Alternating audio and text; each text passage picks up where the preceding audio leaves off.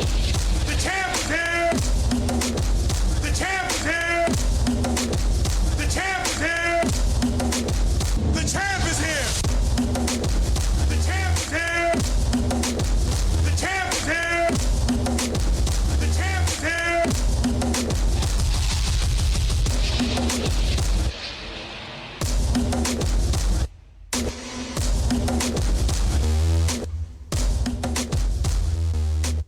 That's right, the champ is here. Loved by many, hated by few, respected by all. Second to none. The best radio podcast from Como to the Congo. If you're in Fort Worth, you know where Como's at. If you're part of the world, which clearly you are, because you're listening to us on fbrn.us, you should know where the Congo's at. If you don't know, you need to ask somebody. But this is the reason why we're here today. We're here today as we always are here. We're introducing the topic and dropping it. You know, I used to be over at KHVN, WFA ATV, but you know what? One of the best places I was and still am is sunny South Dallas. You know, sunny South Dallas. You know what sunny South Dallas is. Perhaps you know what sunny South Dallas is, and perhaps other people don't know where it's at. Because, well, they're trying to get away because it's Texas OU weekend, and somehow the whole neighborhood's changed. But you know, Texas OU weekend has changed the neighborhood, but we've also had people who've changed the neighborhood as well.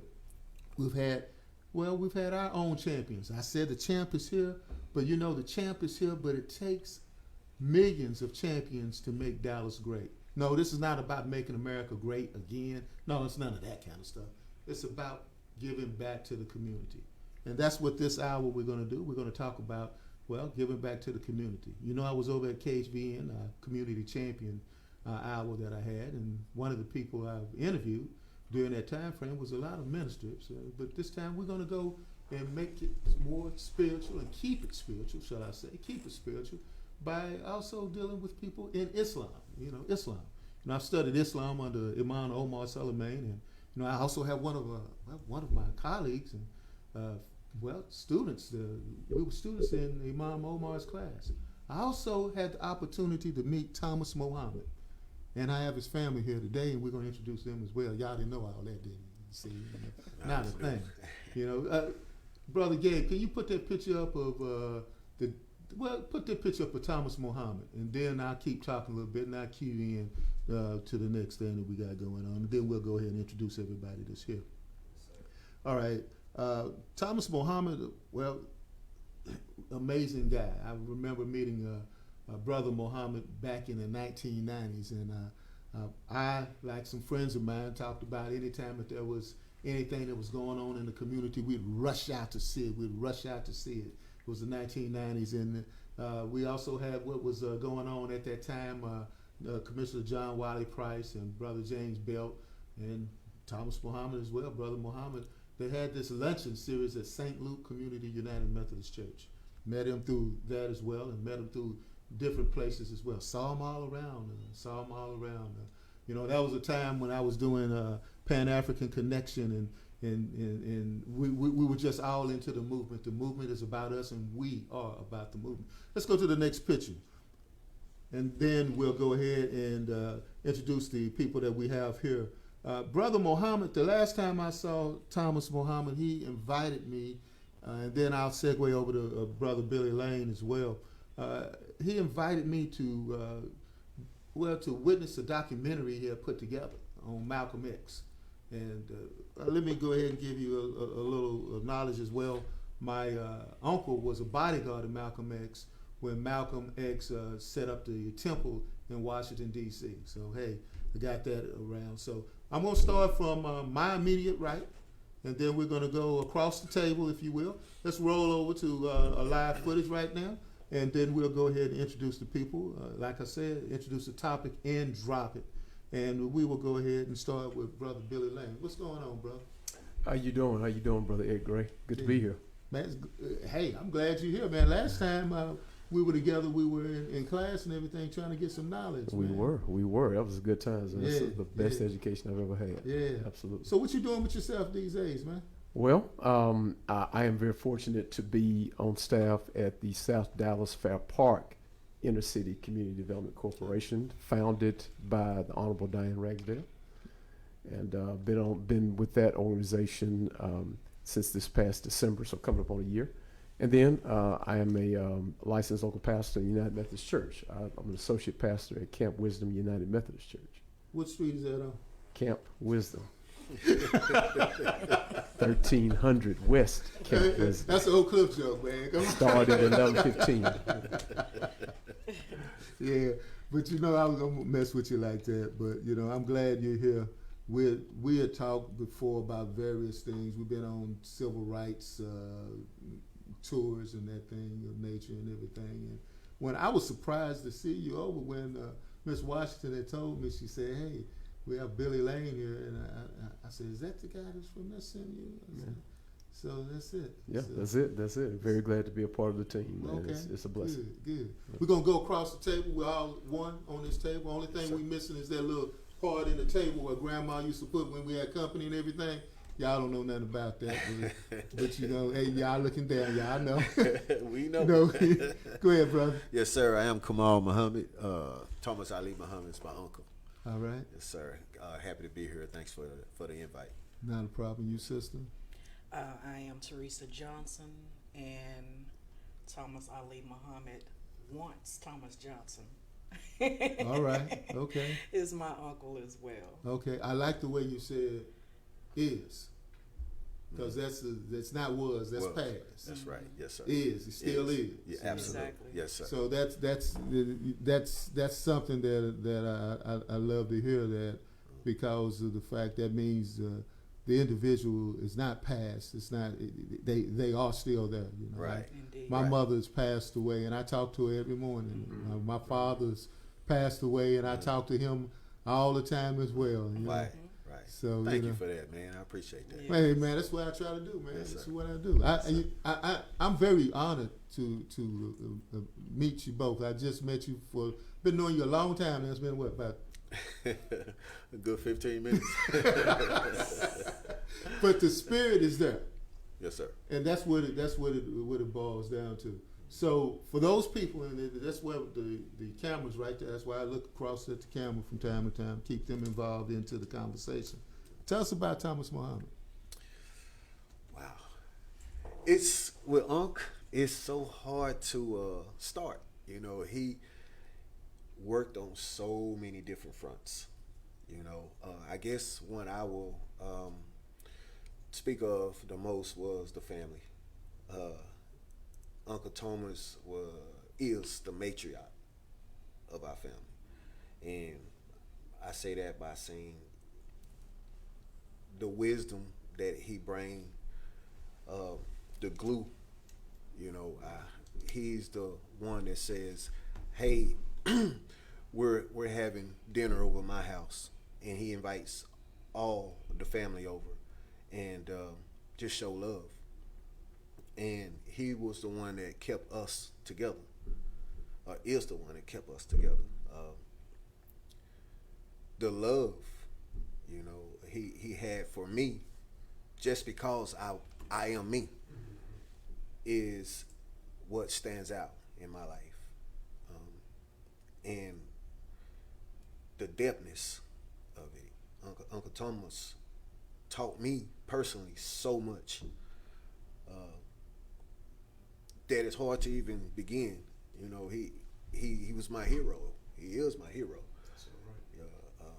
I took a trip with him from Dallas to Selma, Alabama, and That's where you guys from, right? No, we're originally from Dallas. Dallas, Texas. Dallas, Texas. Born and raised. Born and raised. Okay. We have family in Alabama, Okay. so we spent a lot of time down that way. And all of the historical markers, you know, we stopped at each and every last one of them. And Sneak, I'm bachelor degree. Never heard of it until Uncle Thomas taught me, took me to the actual house, and sat there, and we stood there for hours, and he told me the whole story. And I just remember looking at him with the amazement of how he's able to retain all of that information. And it didn't surprise me at all when he told me he was about to do Malcolm X. Because one, he loved Malcolm X. And two, he had the knowledge and the connections from years of service. Brought him in contact with so many different people that it all came together for what he told me was his life. You know how what's the word I'm looking for? What you dream of accomplishing, his life goal, Legacy. his legacy. It's this film. You know, Now the film, and Brother Gabe, you can put up the, just choose any part of the clip of the film. Now, what's his name of the film?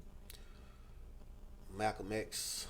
I know it's Malcolm It's X. a long time. That's what I asked him. I said, "Why'd you name it that long?" And he said, "Brother, I named it that long because I named it." Yes. That sounds just like it. Yep, that's Thomas. I never could get a. Go ahead and clip that up. You got it?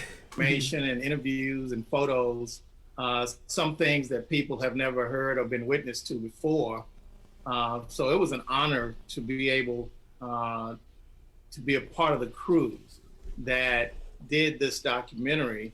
My knowledge of Malcolm X just was very minimal as far as my education goes.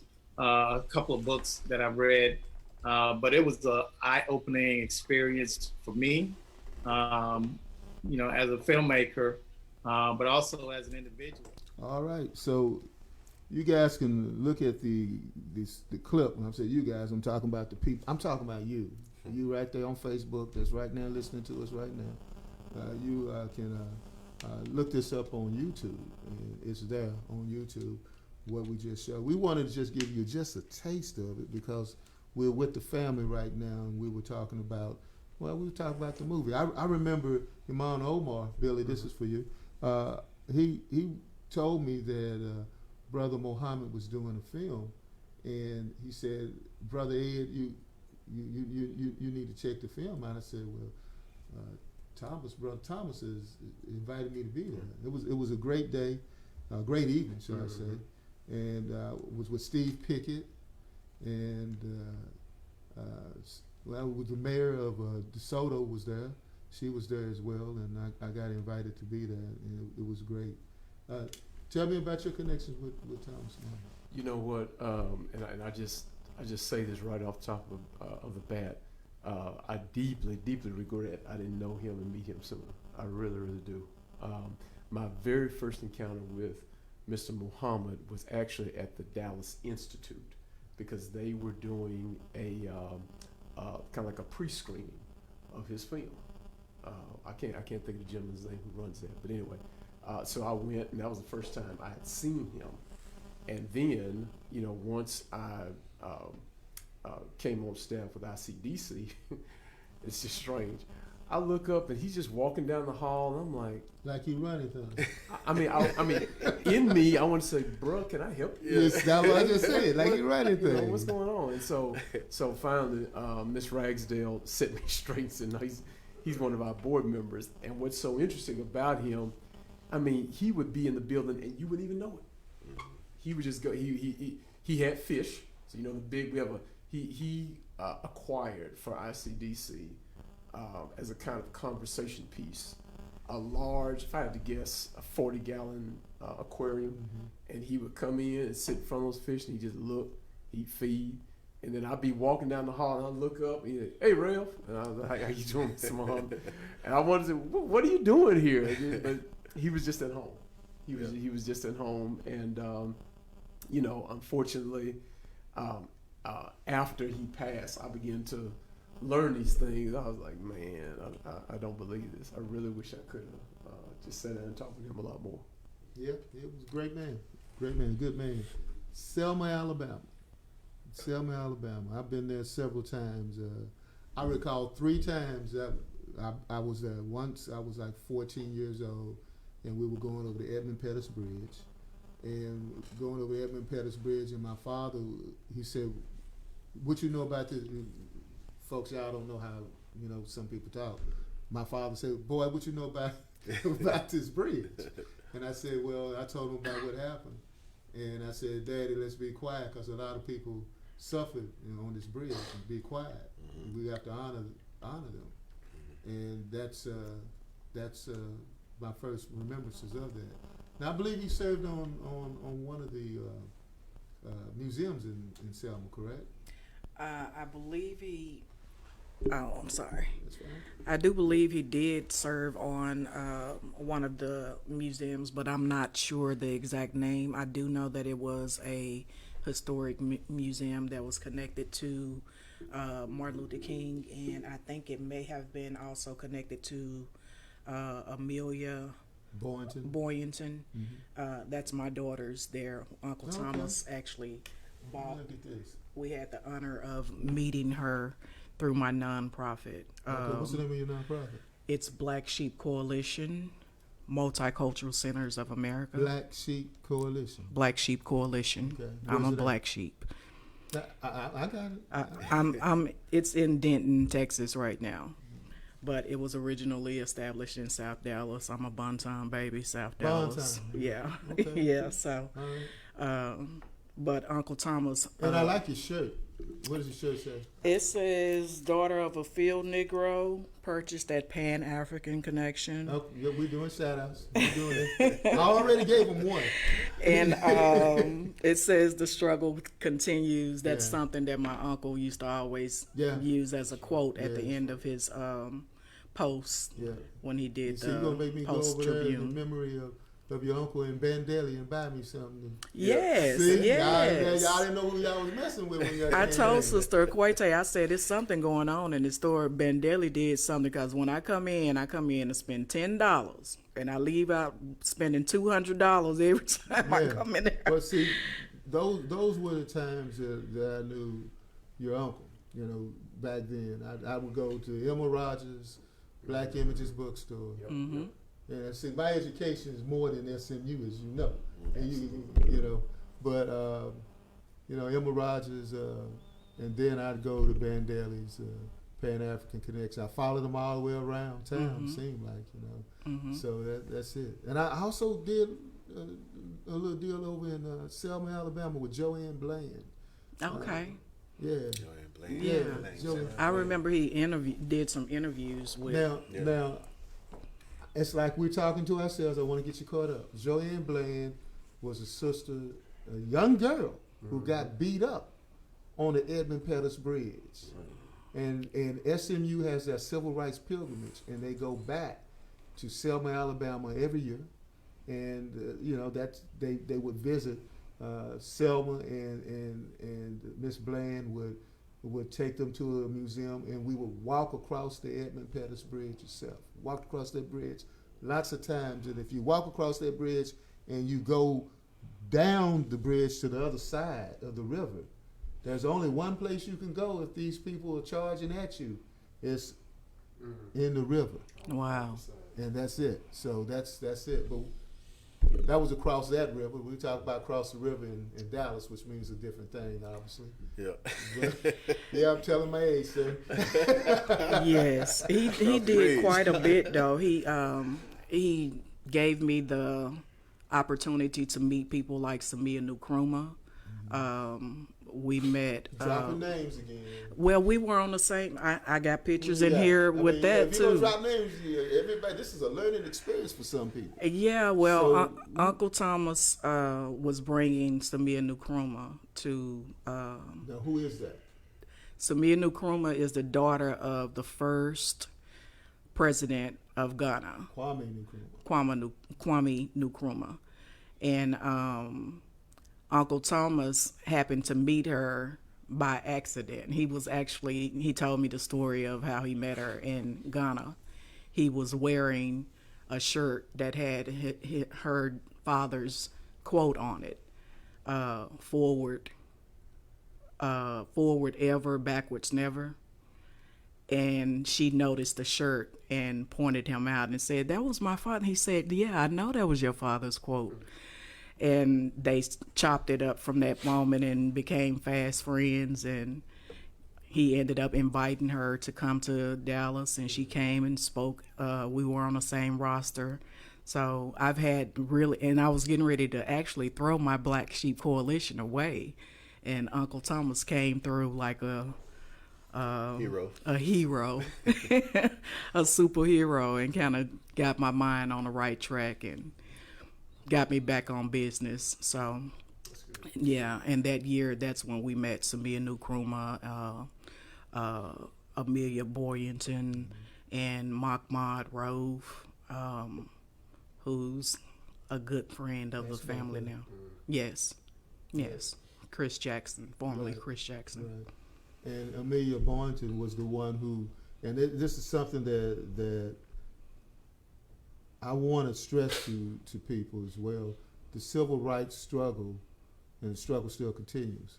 The Yes. civil rights struggle is the human rights struggle, as Malcolm X said as well. Before you have civil rights, you have to have human rights. Yes. Correct. So the human rights struggle continues, but Amelia Boynton was the one who started the march in Selma. Mm-hmm. And people think about, well, it was John Lewis who started. No, John Lewis didn't start it.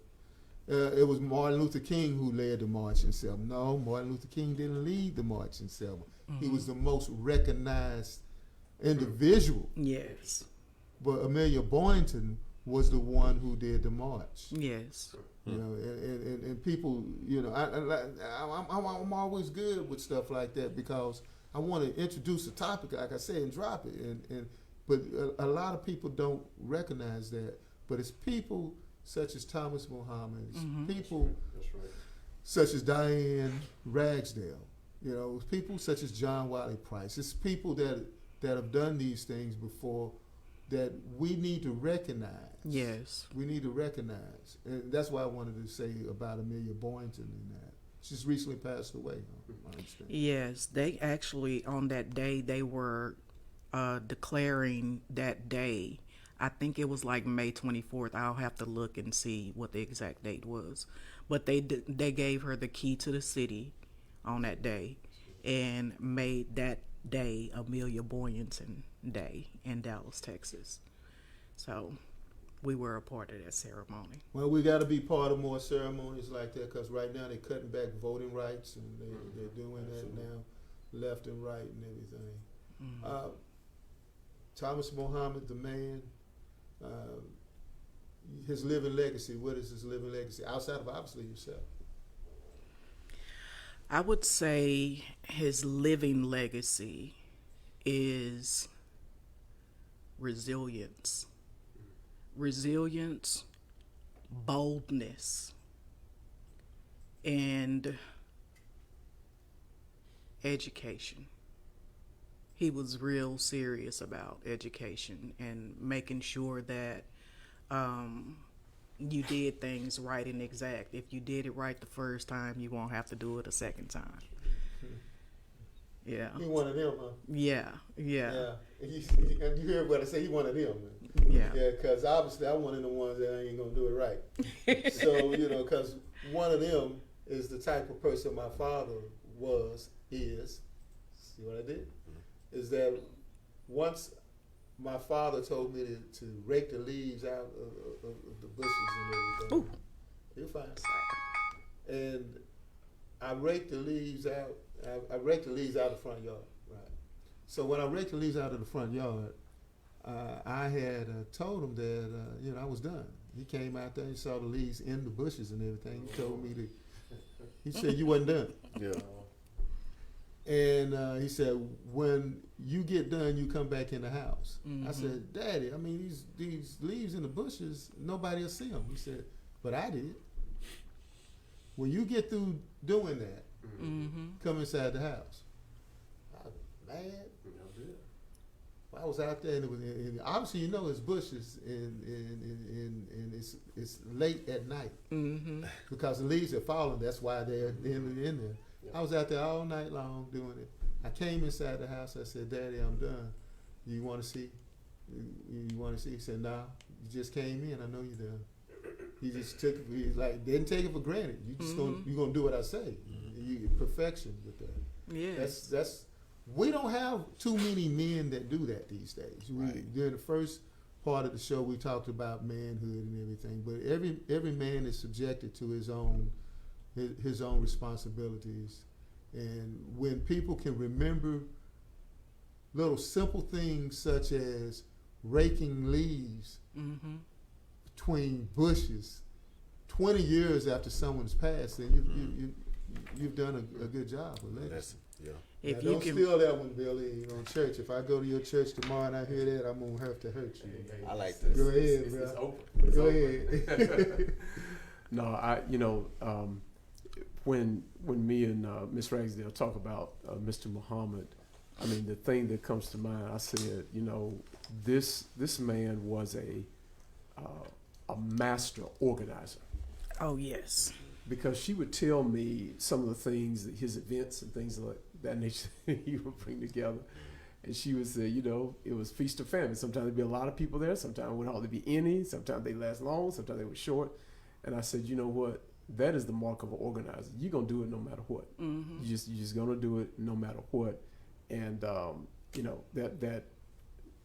that really gives me a great deal of admiration, because there's not a lot of organizers like that. That's and right. organizing is extremely difficult. And I never, even the short time I've known him, he's just got all these projects, got this, that, that going. And he just didn't Always seem, in a meeting. He just did not seem deterred. It didn't matter how many showed up or how many didn't. That's right. So I my hat's off. And that's about organizing things. I've organized several things, but I'll drop a name of someone that has helped me a lot. I think I should spend the remaining parts of my life thanking people. If I got this far by faith, Absolutely. I should thank people, for the remaining 20-something, 25, 30 years, if I'm blessed to be here, to thank people. Like C.W. Whitaker had told me that as well. He said, it doesn't matter whether or not it's 4 people show up or 4,000 people show up. Mm-hmm. If you're out there doing the right thing and you're out there trying to make progress, that's what you do. And it's not easy being an organizer, Yeah. because you don't know what you're going to get That's right. until the day it happens. Mm-hmm. Like example, ICDC, when we did the solar panels deal. Yeah, that's correct. That's correct. I believe you guys had set that up, and everybody had these invitations to come out. And what happens? The governor comes in town the same week. You're exactly right. The governor comes in town and withdraws all the air out the room. But we went ahead as we should. And I'm glad I was there to help you with that and help our CDC with that as well. But that's what Brother Malcolm had said. He said, "Hey, that's what we need. I want to talk to the people who ain't got no jobs. We want to be right. Ain't got no jobs. Mm-hmm. I know I went to SMU. I can say isn't, but I want to say not isn't, but ain't. But ain't got no jobs. The people who catch the bus, or I would say the 55 Lancaster bus to go to work in the morning time, and I won't tell my age again. They don't have no money. They look on the floor to see if they can get their DTS transfer. Mm-hmm. I remember the You see what I'm talking about? DTS. Ring the bell. DTS transfer to go across town and everything. But those are the people that this radio podcast show we stand up for, because that's the most important thing right there. And I think that's the most important thing when we have people like Thomas Muhammad. They're done what they've done, and help people out consistently and constantly in this struggle. And Brother Gray, I want to say something. I hope and pray this is not disrespectful, but it just sunk in my heart. So the last face-to-face encounter I had with Brother Muhammad, I want to say was in July. It was in July, early July. It was hot. You remember, it was hot here in Texas. Mm-hmm. And someone came, one of our staff members came inside and said, "Mr. Lane, there's somebody collapsed in front of our door." I said, "What do you mean there's somebody collapsed?" He said, "Somebody collapsed in front of our door. Maybe he was drinking or something. I don't know." So I get up, and of course my eyes are rolling. I'm like, "Oh goodness, I got work to do." And this is about 4:30 in the afternoon, so it's hot. And I go downstairs, and this body is literally blocking the door. I couldn't hardly even open it. So I cracked it open just a little bit, and I said, Sir, can we help you? Are you okay?" And then the head kind of turned upward. I said, "Oh my God, that's Mr. Muhammad." So we kind of finagled it so we wouldn't hurt him, and got the door open. You know, we got a chair. We two of us literally lifted. I mean, his body was just limp. Lifted him up, put him in a chair. You know, called the paramedics, got him in. You know, getting him hydrated and everything like that. And of course, he's joking the whole time. He's like, "Ain't nothing wrong with me. I'm just old." Like, That's him. I mean, you're about to have a stroke out here. It's 105. It's 105 degrees. I can't stand it out here. And refused to stop driving. Yep. Oh, so let me get to it. Let me just Refused. Let me just tell this. So we got him high. You know, the paramedics came over and everything and checked his vitals. Everything was good. You know, he was just dehydrated. And you know, we took him upstairs for a few minutes and, you know, gave him Gatorade, water, and just, you know, a couple of hours just so he recovered stuff. And in the meantime, we called Amina. And she said, "Come get him." And so we left his car there. She comes in her car. We left his car there. And I told Ms. Ragsdale, I said, "You want me to take the air out of his tires?" I said, "I don't mind. I really, really don't mind, because he should not be driving. Yeah. He should not be driving." She said, "No, go park it in my house." So we did. So we went and parked it. You know, she got on them long driveway deep and put some cars behind us in case he show up. But it just speaks to, I knew he had some health ailment. I think later on I found out it was cancer. Yeah. And I'm thinking, you out here and it's 105 degrees, you're not drinking. I mean, but his mind was on the mission. Yep. His mind was on the And mission. that's what I was gonna say. The whole time. That's And what I so was gonna say. I was just in awe. I was just in Yeah. awe. I'm like, man. Uncle Thomas lived his life in service of others. Exactly. Even when he was sick, he was trying to go be in service of others. And that's what I wanted to double down on, the legacy. Everything Teresa said, but I wanted to add love. And like you said, Mr. Gordon, it's that, I call it that old school love.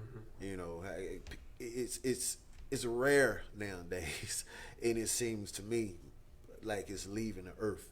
It's where people love you just because you are a fellow human. You know, but with me, Teresa, we had the even more special part of Uncle Thomas because it's the family. You know, as hard or as much energy as he put into service for others in his public life, as far as his activism, as a humanitarian, historian, as for all the energy put, double that, and imagine what he put on his family. Not just me. Uncle Thomas called me every day, 7 days a week. Uncle Thomas called What me. did he talk to you about? He would call me, "How you doing? You on the highway? Where you going?" Just checking in. I'm just checking. That's his words. I'm just checking in. And he had the same thing. And Teresa probably is gonna know. He would tell me, "Kiss that beautiful wife of yours, and I'll talk to you tomorrow." Yeah. And it's like clockwork. You know, as a matter of fact, that's when I know he's, you know, sick. You know, then I will call him. You don't get the call. Right, right. But it's, you know, two people in my life right now that call me every day. My father was in my Uncle Thomas. Yeah. You know, and so for me, it's like, I mean, such a huge part. You know, my counselor. You know, he's my uncle, but I'm serious when I say that word. My hero. You know, my mentor. You know, he was all of that. You know, he is all that, because I do get to now, Mr. Gordon, I will continue to have those conversations with him. It won't feel like I'm crazy, because I know other people are doing it, you know. Yes. And you know, it was just a reinforcement that I felt that I'm loved. Well, you know, we've lost a lot of people in the last 2 years. That's true. COVID made us all mortal. Those who passed away, well, obviously they're mortal because they're not here. But for those who do remain, we're mortal now, because we know, you know, it could be us. Yes. But if there's ever such a word of bittersweet is when you have memories that are sweet enough to overcome the bitterness of the loss. That's that's what bittersweet really means. If there's a definition for that. And that's why this was important for me to have this show this weekend, because we're losing people. And when we lose people, we need to honor them, not to mourn their passing, but to honor the fact that they were here. Exactly. And I should only hope that one day, and I hope it's no time soon, that when I pass, that people will have something good to say about me. That's a beautiful picture. I wish we could show that to Gabe. Who is that? We actually ran into each other. We were not together. He and I, and then John. Right. Oh, John. We all ran into each other at a back to school event. When was that? Oh God, probably about 5 years ago. Okay. Yeah. It was a back to school event at the state fair they were having, and my nonprofit was doing something with anti-bullying rally, and I just happened to run into him, and he was like, "Come over here and take a picture with me." And he was with John, so John took a picture with me as well. You did a lot of things with John, didn't you? Yes. Uncle Thomas was always. I did a COINTEL. I do poetry, so I did a COINTEL poetry slam for John at Pan African Connection when they he had some issues or whatever, and they were raising funds to help John out. Uncle Thomas put on a rally at Pan African Connection to help raise funds to get John out, or something for his legal defense or something like that. It's been years ago. And I did some poetry for that particular event. Ben Daly was still here then, actually. Yeah, so that's you're been gonna a have long people trying time. to look up Pan African Connection and everything. Hey, So Sister you know, Las Okwete. Vegas. Yes. Yeah. Sister Yeah, shout- Okwete is a beautiful woman. She deserves all the blessings she can receive. That building has a lot of history. Yes. I don't know if you remember. Yes. Remember Riz department store? Riz Q. Riz Q, everybody used to call it. You know, the location where Pan African American is, that was Riz department store. That was my aunt's, his mother's Mother. store. Oh, is that right? Yeah. And now it's Pan You African. remember Kareem Muhammad? Yeah, I remember the name, yeah. Yeah, that's my brother-in-law. Okay. Yeah, Okay. You going way back, see? Way back. Way back, you know. My them Braxton jeans. Yeah. Oh, Braxton Yes, Jones. yes. Brother Gray, let me mention right quick. I know this. You probably have this in your notes. So No, I don't have notes. I'm just talking. On October the 29th, that's a Saturday. Yes, sir. October the 29th at 11 a.m. at the Black Academy of Arts and Letters. There's been a steering committee meeting, and we are going to have a community celebration of Mr. Muhammad's life and legacy. Yeah, All are invited, and we'll get you that if we haven't given you. Oh, I that. have it. Okay, you I got have it. it. Yeah, That was- yeah.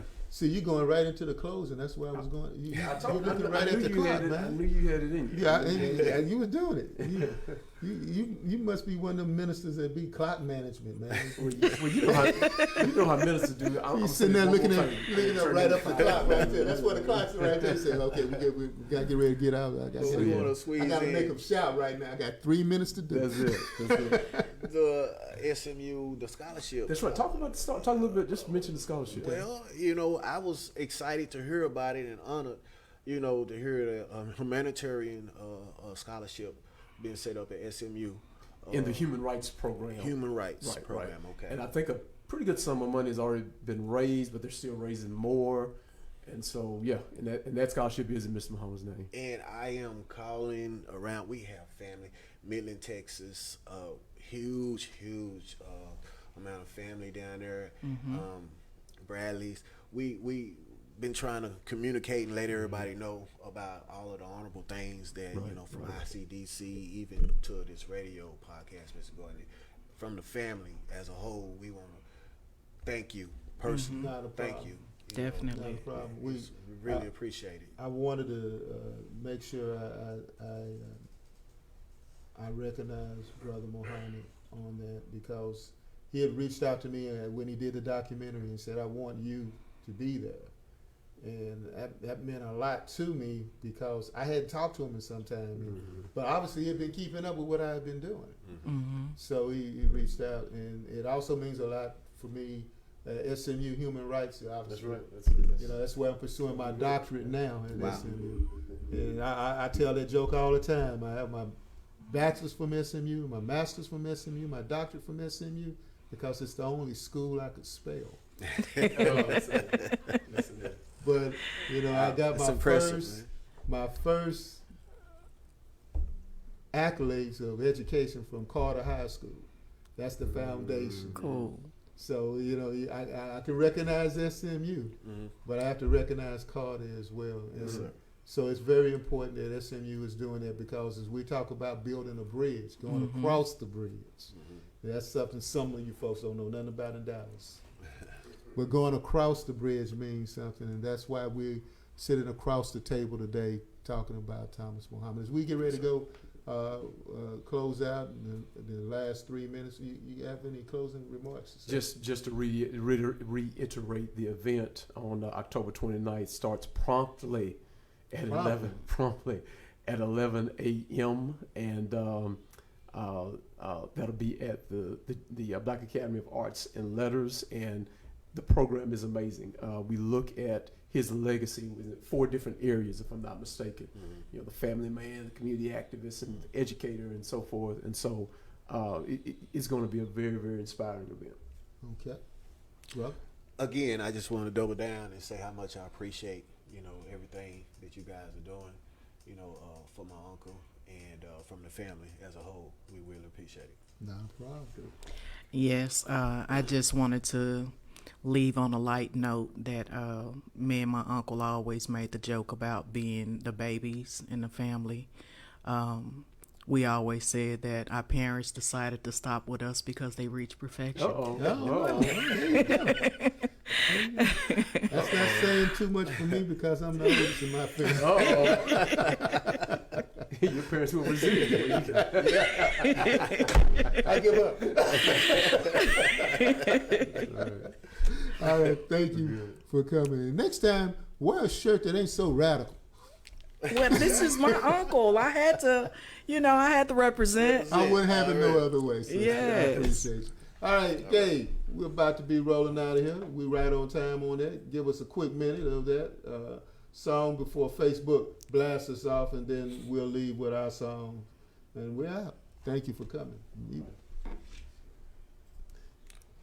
Hey, you know, whenever I want good Cajun food, I go to Thibodeau's, located at 107 North Cedar Ridge in Duncanville, Texas. They're really hot, just like the Commish Radio Show in Thibodeau's. Hot as this gumbo. We will see you later at Thibodeau's.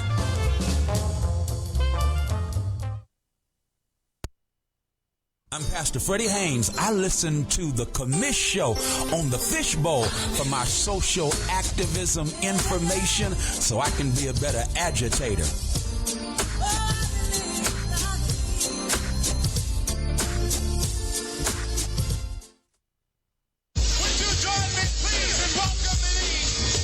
Hey, this is Cheryl Smith, and when I'm looking for news and information, I tune into The Commish on Saturdays. Trouble on my mind, refuse to lose. Hit your ticket. Hit the time I get wicked. The crew to you to push the back the black attack. So I stack it, dap and slack the Mac. Now I'm ready to mic it.